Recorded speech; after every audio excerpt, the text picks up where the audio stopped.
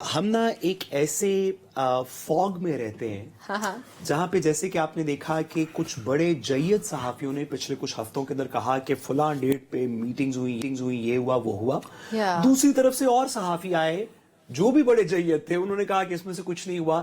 اس fog کے اندر نا بڑے کم لوگ ہیں جو کنسسٹنٹلی ایک بات کر رہے ہیں اور ان کی باتیں بظاہراً فیکٹس کے اندر نظر بھی آتی ہیں. اور اللہ کا شکر ہے کہ ہمارے ساتھ میتھا صاحب موجود ہے. تو میں پوچھنا سر, جو بھی آپ نے بات کی کہ انگیجمنٹ اوور ٹائم ہو رہی تھی, اس میں سر کوئی لسٹ آف ڈیمانڈز تھی دونوں طرف سے؟ اگر آپ اس میں تھوڑا سا. ہاں ڈیفینیٹلی دیکھیں 4-5 ڈیمانڈز تھیں جو اسٹیبلشمنٹ کی تھی. تو تھوڑا میں بتا دوں 7-8 مہینوں سے اسٹیبلشمنٹ انگیج کر رہی تھی عمران خان کو, اسپیشلی لانگ مارچز سے پہلے. اور اسٹیبلشمنٹ نہیں چاہتی تھی کہ لانگ مارچز ہوں, اور اس کے بعد بھی انگیج کیا گیا عمران خان صاحب کو.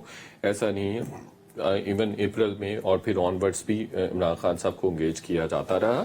اچھا, اس میں جو ڈیمانڈز اسٹیبلشمنٹ کی تھی اس میں سب سے پہلے تو یہ تھا کہ آپ 2024 کا مینڈیٹ واپس لینے کی بات مت کریں, چونکہ 2018 کا مینڈیٹ بھی ٹینٹڈ تھا تو آپ کو فیور دی گئی تھی. تو یہ ایک ڈیمانڈ تھی. دوسرا, احتجاجی سیاست نہیں ہوگی, لانگ مارچز نہیں ہوں گے, دھرنے نہیں ہوں گے. آپ ویسے سیاست کرنا چاہتے ہیں تو کریں. آپ آپ کو این او سی ملتا ہے, جلد سے جلوس کرنے ہیں تو کر سکتے ہیں آپ. تیسرا یہ تھا کہ سوشل میڈیا ذرا مائلڈ ہونا چاہیے, کنٹرولڈ ہونا چاہیے, اور اس میں کسی قسم کا معاملہ نہیں ہونا چاہیے.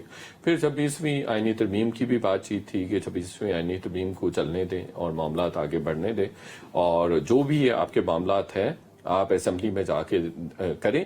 اور بہت امپورٹنٹ بات کہ ان کو یہاں تک بھی کہا گیا کہ اگر آپ اسمبلی میں یا اوور آل پالیٹکس میں چینج لا سکتے ہیں تو آپ لے کے آ جائیں. اگر آپ کا کسی کے ساتھ اتحاد بنتا ہے, کسی کے ساتھ معاملات آگے بڑھتے ہیں, تو وہ آپ اس لیول کی پالیٹکس بھی کر سکتے ہیں.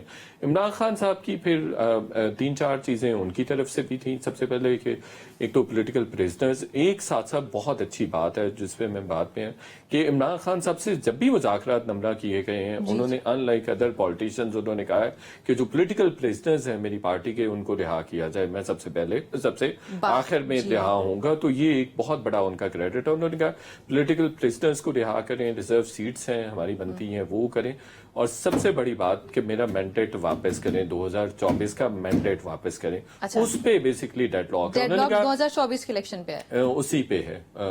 دوسری طرف سے کہا جاتا ہے کہ آپ اس کا تقاضا نہ کریں. صرف ایک ہی بات پہ زیادہ تر ڈیڈ لاک ہے, اور وہ کہتے ہیں کہ اگر مجھے 2024 کا مینڈیٹ نہیں واپس کرنا تو آپ فوری الیکشن کروا دیں.